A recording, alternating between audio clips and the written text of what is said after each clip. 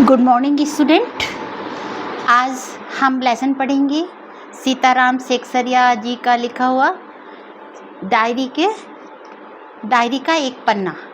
तो बच्चों, सीताराम सेकसरिया जिनका जन्म राजस्थान में 1892 में हुआ और इनका अधिकांश जीवन कलकत्ता यानी जो आजकल कोलकाता के नाम से प्रसिद्ध है उसमें बीता। व्यापार व्यवसाय से जुड़े सेकसरिया अनेक साहित्यिक, सांस्कृतिक और नारी शिक्षण संस्थाओं के प्रेरक, साहित्यिक यानी लिटरेचर, सांस्कृतिक यानी कल्चर एक्टिविटीज़ एंड नारी शिक्षण संस्थाओं के प्रेरक, संस्थापक, संचालक रहे, उन्हें चलाते भी रहे। महात्मा गांधी के आह्वान पर, महात्मा गांधी के बुलावे पर स्वतंत्रता आंदोलन में बढ़ चढ़कर इन्होंने हिस्सेदारी ली और गुरुदेव रविंद्रनाथ ठाकुर, महात्मा गांधी, नेताजी सुभाष चंद्र बोस के करीबी रहे, बहुत नज़दीक रहे, उन्हें अच्छे से जानते थे। सत्याग्रह आंदोलन के दौरान जेल यात्रा भी इन्होंने की। जब गांधी जी ने सत्याग्रह आंदोलन चलाया तब इन्होंने, सेकसरिया जी ने जेल की यात्रा भी की। कुछ साल तक आज़ाद हिंद फौज के मंत्री भी रहे, सुभाष चंद्र बोस की जो आज़ाद हिंद फौज थी। भारत सरकार ने उन्हें 1962 में पद्मश्री सम्मान से सम्मानित किया, 1962 में। सीताराम सेकसरिया को विद्यालय शिक्षा पाने का अवसर नहीं मिला, स्कूल में जाने का। स्वाध्याय से ही पढ़ना लिखना सीखा, सेल्फ स्टडी से।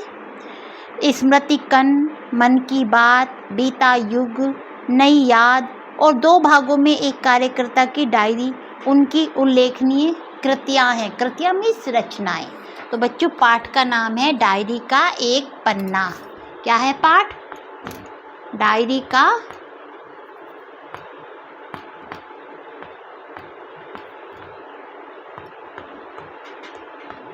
एक पन्ना।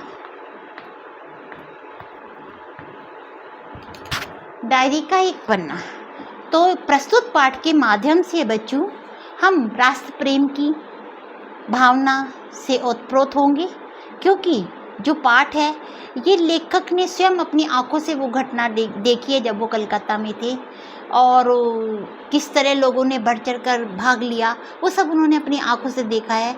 जो घटना हम देखते हैं वही हम अपनी डायरी में दर्ज कर लेते हैं ना। कुछ लोग पर्सनल डायरी बनाते हैं और उसमें सारे दिन भर की जो घटनाएं, कब क्या हुआ, वो लिखते रहते हैं यार, अपने अनुभव जो भी होते हैं।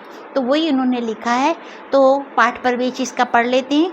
इसे आप भी, मैं पढ़ा रही हूँ, एक बार आप पढ़िएगा और इसे थोड़ा सा अपनी मेमोरी में बैठा लीजिएगा। अंग्रेजों से देश को मुक्ति दिलाने के लिए महात्मा गांधी ने सत्याग्रह आंदोलन छेड़ा था। मुक्ति यानी आज़ादी, मुक्ति यानी आज़ादी। सत्याग्रह आंदोलन छेड़ा था, सत्य का आग्रह किया था, आज़ादी। तो इस आंदोलन ने जनता में आज़ादी की अलख जगाई। अलख जगाना यानी शुरुआत करना, जोश पैदा करना। देश भर से ऐसे लाखों लोग सामने आए जो इस महासंग्राम में अपना सर्वस्व न्यौछावर करने को तत्पर थे। सर्वस्व यानी सब कुछ, तत्पर यानी तैयार, सर्वस्व यानी सब कुछ और तत्पर यानी तैयार, सब कुछ लौटाने के लिए, देश की आज़ादी के लिए।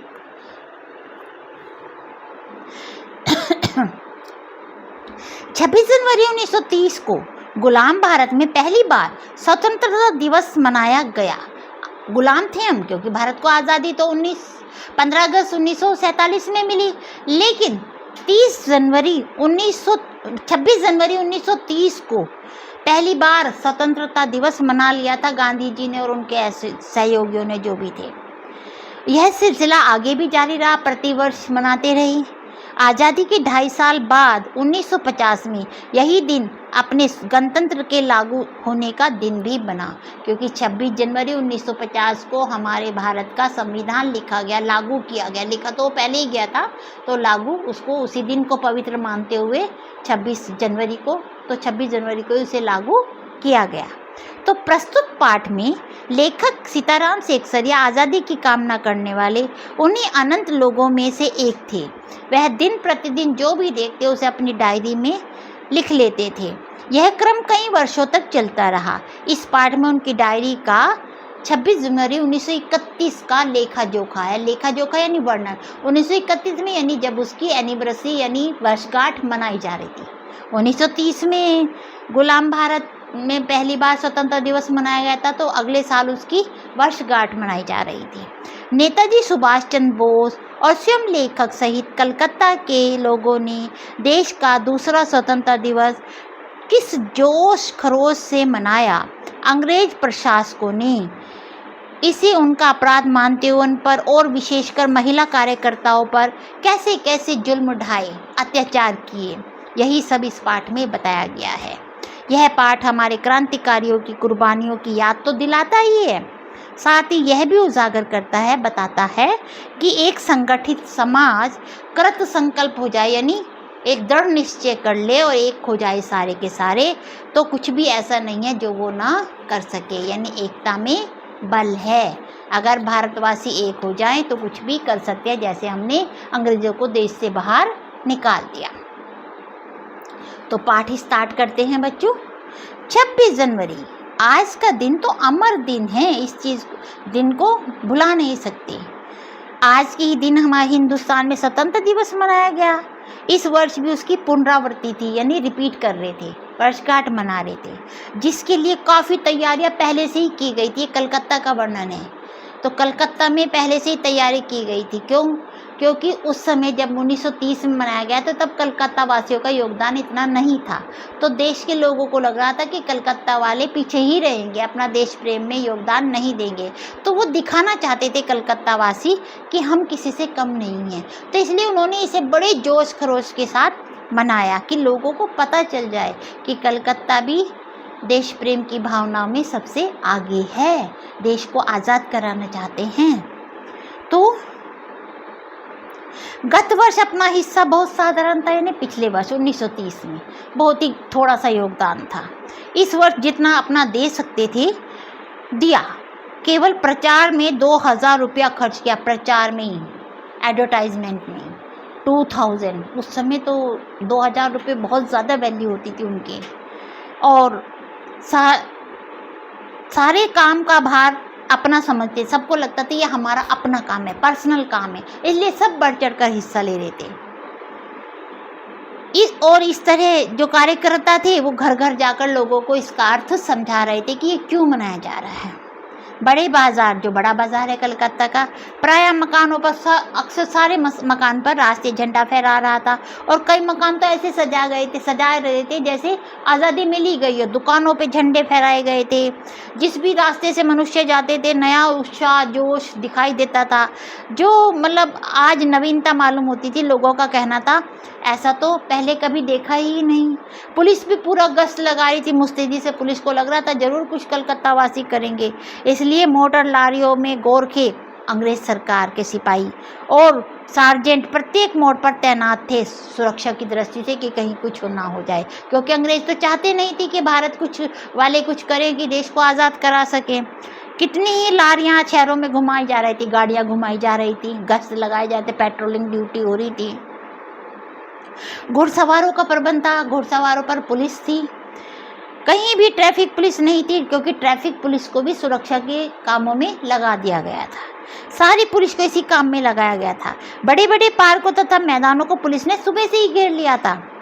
मोनूमेंट के नीचे, मोनूमेंट क्या होता है? स्तंभ। तो स्तंभ के नीचे क्या हुआ, शाम को सभा होने वाली थी, ये निश्चय किया गया था। उस जगह को तो भोर से ही 6 बजे से पुलिस ने बड़ी संख्या में घेर लिया था, पर तब भी कई जगह तो भोर में ही झंडा फहराया गया था। लोगों का जोश देखो, सुबह ही झंडा फहरा दिया। श्रद्धानंद पार्क, ये भी कलकत्ता की जगह है। बंगाल प्रांतीय विद्यार्थी संघ के मंत्री अविनाश बाबू ने झंडा गाड़ा तो पुलिस ने उन्हें पकड़ लिया और लोगों को मारा या हटा दिया।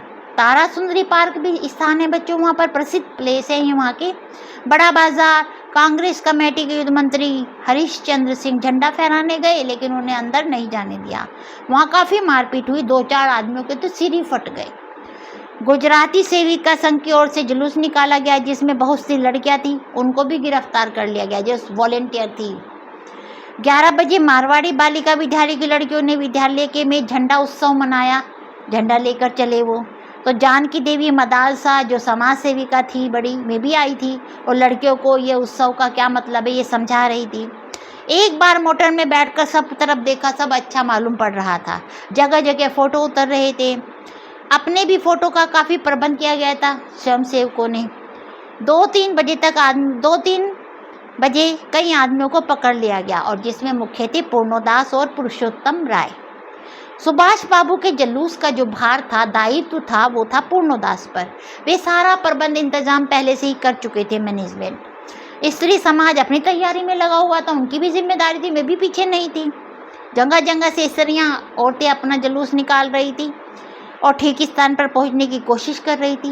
मोनूमेंट के पास जैसा प्रबंध भोर में था, सुबह में था, वैसा करीब 1 बजे नहीं रहा। इससे लोगों को उम्मीद होने लगी कि शायद पुलिस अपना रंग ना दिखाए, यानी हमारे ऊपर क्रूरता, मारपीट ना करे। पर वह कब रुकने वाली थी? 3 बजे से ही मैदान में हजारों आदमियों की भीड़ होने लगी। लोग टोलियां बना बनाकर मैदान में घूमने लगे। आज जो बात थी वो निराली थी, यानी कलकत्ता वासियों का जो जोश था, उत्साह था, जुनून था, वो अनोखा ही था। जब से कानून भंग का काम शुरू हुआ है तब से आज तक इतनी बड़ी सभा ऐसे मैदान में नहीं की गई थी। अंग्रेजों की बात ना मानना है ना, कानून भंग करना उनका। और यह सभा तो कहिए ओपन लड़ाई थी, खुला चैलेंज था अंग्रेज़ों को, रोक लो रोक सको तो। पुलिस कमिश्नर का नोटिस निकल चुका था। जो अंग्रेज पुलिस कमिश्नर थे उन्होंने नोटिस निकाल दिया था कि इस धारा के अंतर्गत अनुसार कोई भी सभा नहीं होगी। जो लोग काम करने वाले थे उन सबको इंस्पेक्टर के द्वारा नोटिस और सूचना दे दी गई थी। उन्हें पता था सरकारी दफ्तरों में कौन कौन आदमी है जो जा सकते, तो उनको पहले से ही हिदायत दे दी गई थी कि आप यदि सभा में भाग लेंगे तो दोषी समझे जाएंगे। और इधर जो काउंसिल थी अपनी आज़ाद स्वतंत्र भारत वाली, तो तरफ से नोटिस निकल चुका था। मोनूमेंट के नीचे ठीक 4:24 पर झंडा फहराया जाएगा। जो अपने स्वयंसेवक योजना बना रहे थे कि 4:24 4:24 पर हम झंडा फहराएंगे और स्वतंत्रता की प्रतिज्ञा पढ़ेंगे, भारत की आज़ादी की ओथ लेंगे। सर्वसाधारण की उपस्थिति होनी चाहिए, हर व्यक्ति को वहाँ होना चाहिए।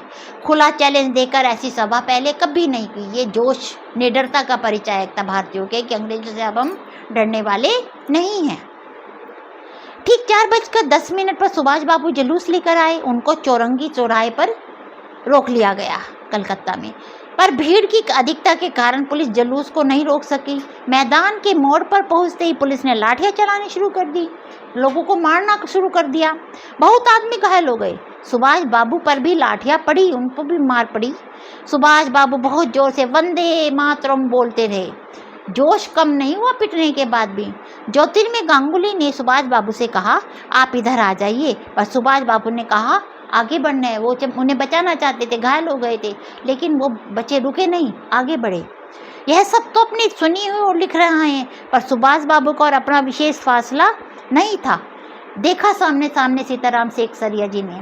सुभाष बाबू बड़े जोर से वंदे मातरम बोलते थे, यह अपनी आंखों से देखा। पुलिस भयानक रूप से लाठियां चला रही थी, मार रही थी लोगों को। सतीश चटर्जी का फटा हुआ सिर देखकर, जो स्वयं सेवक थे, स्वतंत्र सेना में भाग लेने वाले थे, उनका तो सिर ही फट गया लाठियों के प्रहार से। उनका बहता हुआ खून देखकर आंख मिट जाती थी, मन घबरा जाता था। इधर यह हालत हो रही थी, उधर स्त्रियां मोनूमेंट की सीढ़ियों पर चढ़कर झंडा फहरा रही थी। उनकी दिलेरी देखो। आमतौर पर कहते हैं कि अबला नारी है, डर जाती है, लेकिन नहीं, उनका जोश, उनका आज़ादी का जुनून कम नहीं हुआ। झंडा फहरा रही थी और घोषणा पढ़ रही थी, जो डिसाइड हुआ था कि 4:24 पर प्रतिज्ञा ली जाएगी। स्त्रियां बहुत बड़ी संख्या में पहुंच गई थी। प्रायः सबके पास झंडा था। जो वॉलेंटियर गए थे वे अपने स्थान से लाठियां पढ़ने पे भी नहीं हट रहे थे। पुलिस मारते मारते थक रही थी। सुभाष बाबू को पकड़ लिया गया, गाड़ी में बैठाकर लाल बाजार लॉकअप जेल में भेज दिया गया। कुछ देर बाद स्त्रियां आई जुलूस बनाकर। बहुत बड़ी भीड़ इकट्ठी हो गई। पुलिस बीच में तो थोड़ी सी नरम पड़ी, ठंडी पड़ी, फिर डंडे चलाने शुरू कर दिए। भीड़ ज़्यादा होने के कारण लोग वहीं बैठ गए। धर्म तल्ले पर जो स्थान है प्रसिद्ध, उस पर जुलूस टूट गया क्योंकि लोग भागने लगे। करीब 50-60 स्त्रियां वहीं मोड़ पर बैठ गई नीचे, पुलिस के सामने, भागी नहीं। पुलिस ने उनको पकड़कर लाल बाजार जेल में भेज दिया गया। स्त्रियों का एक भाग आगे बढ़ा, जिसका नेतृत्व, लीडरशिप जो थी, विमल प्रतिभा कर रही थी। उनको बहू बाज़ार जो है वहाँ पर स्थान, उसके मोड़ पर रुका गया और वहीं मोड़ पर बैठ गई। आसपास बहुत भीड़ इकट्ठा हो गई, जिस पर पुलिस बीच बीच में लाठी चला रही थी, मार रही थी। पुलिस के भी जो है घबराहट हो गई थी, पुलिस को भी हिंदुस्तानियों का जोश देखकर। इस प्रकार करीब पौन घंटे के बाद पुलिस की लारी आई वहाँ पर गाड़ी, और उनको लाल बाजार ले गई। कई आदमियों को पकड़ा। ब्रजलाल गोयनका, जो कई दिन से अपने साथ आज़ादी में काम कर रहे थे, आज़ादी की योजना में, और दमदम जेल में भी साथ थे, उनको भी पकड़ लिया गया। पहले तो वह झंडा लेकर वंदे मातरम बोलते मोनूमेंट की ओर इतने ज़ोर से दौड़े कि आप ही गिर पड़े, उनका संतुलन बिगड़ गया। होता है कभी कभी जोश में हम होश खो देते हैं, वैसा हो गया थोड़ा सा। इस पर भी स्त्रियों के जुलूस में शामिल हो गई वो, और वहाँ भी उनको छोड़ दिया गया। वहाँ से 200 आदमियों का जुलूस बनाकर लाल बाज़ार गया और वहाँ पर उन्हें गिरफ्तार कर लिया गया। मदालसा जो समाज सेवी, उनको भी पकड़ लिया गया, समाज सेविका को। उससे मालूम हुआ कि थाने में भी उनको मारा था। सब मिलाकर 105 स्त्रियाँ पकड़ी गई थी। बाद में रात को 9 बजे सबको छोड़ दिया गया। कलकत्ता में आज तक इतनी स्त्रियां एक साथ गिरफ्तार नहीं की गई थी। करीब 8 बजे खादी भंडार आए तो कांग्रेस ऑफिस से फ़ोन आया कि यहाँ बहुत आदमी चोट खाकर आए हैं और कई की हालत संगीन यानी नाजुक है, गंभीर है, इसलिए उनके लिए गाड़ी चाहिए। जानकी देवी के साथ वहाँ गए बहुत लोगों को चोट लगी हुई थी। डॉक्टर दास गुप्ता उनकी देखरेख तथा फ़ोटो उतरवा रहे थे। उस समय तक 67 आदमी यानी 67 वहाँ आ चुके थे। बाद में तो 103 तक आ गए। अस्पताल गए, लोगों को देखने से मालूम हुआ कि 160 आदमी तो अस्पताल में पहुँचे और जो लोग घरों में चले गए में अलग। इस प्रकार 200 घायल जरूर हुए। पकड़े गए आदमियों की संख्या का पता नहीं चला कि कितने पकड़े गए, पर लाल बाजार के लॉकअप में स्त्रियों की संख्या 105 थी। आज तो जो कुछ हुआ वह अपूर्व था। अपूर्व यानी पहले नहीं हुआ कभी भी। बंगाल के नाम का या कलकत्ता के नाम पर जो कलंक था कि यहाँ काम नहीं हो रहा है, वह आज बहुत अंश में धुल गया। लोग सोचने लगे यहाँ भी बहुत काम हो सकता है, अर्थात कलकत्ता वासी भी देश को आज़ाद कराने में बहुत बड़ा योगदान दे सकते हैं। तो फ़ोटो क्यों उतरवा रहे थे? ताकि लोगों को अंग्रेज़ों की क्रूरता का पता चले और देशवासियों की निडरता, देश प्रेम का पता चले। तो बच्चों, ये पाठ था आपका डायरी का एक पन्ना, जो बहुत ही मतलब एक प्रभावपूर्ण, प्रेरक और देशभक्ति की भावना से ओतप्रोत है। उम्मीद करूँगी आपको भी ऐसे ही कुछ देश प्रेम का भाव आपके मन में भी होना चाहिए। तो अब इसके अभ्यास कार्य। पहला प्रश्न, कलकत्ता वासियों के लिए 26 जनवरी 1931 का दिन क्यों महत्वपूर्ण था? क्योंकि इस दिन स्वतंत्रता की वर्षगांठ थी और वो बढ़ चढ़ कर इसमें हिस्सा ले रहे थे। वो बताना चाहते थे कि यहाँ भी बहुत काम आज़ादी के लिए हो सकता है। सुभाष बाबू के जुलूस का भार किस पर था? पूर्णोदास पर था। विद्यार्थी संघ के मंत्री अविनाश बाबू के झंडा गाड़ने पर क्या प्रतिक्रिया हुई? तो अविनाश बाबू ने जैसे ही झंडा गाड़ा तो क्या हुआ बच्चों?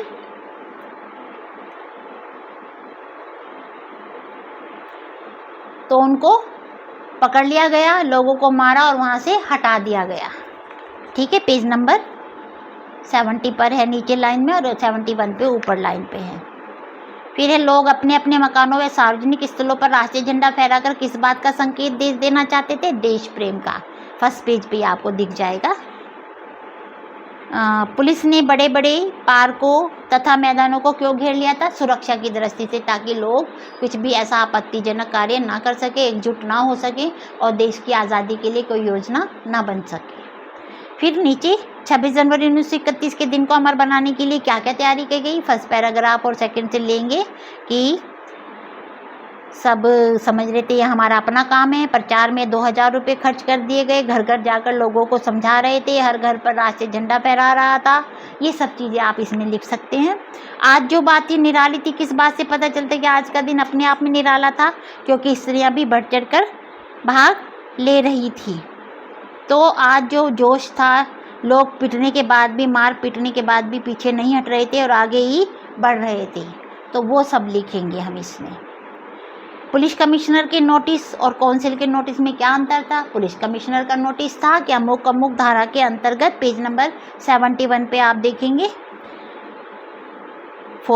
इस पैसेज में आप देखेंगे 4 पैराग्राफ में कि अमुक अमुक धारा के अनुसार कोई सभा नहीं हो सकती। जो लोग काम करने वाले थे उनको इंस्पेक्टर के द्वारा नोटिस और सूचना दे दी गई थी। यदि आप सभा में भाग लेंगे तो दोषी समझे जाएंगे। और काउंसिल की तरफ से नोटिस निकाला गया था कि मोनूमेंट के नीचे ठीक 4:24 पर झंडा फहराया जाएगा और स्वतंत्रता की प्रतिज्ञा पढ़ी जाएगी। सर्वसाधारण की उपस्थिति होनी चाहिए। तो ये नोटिस था। धर्मतल्ली के मोड़ पर आकर जुलूस क्यों टूट गया? क्योंकि भीड़ अधिक थी।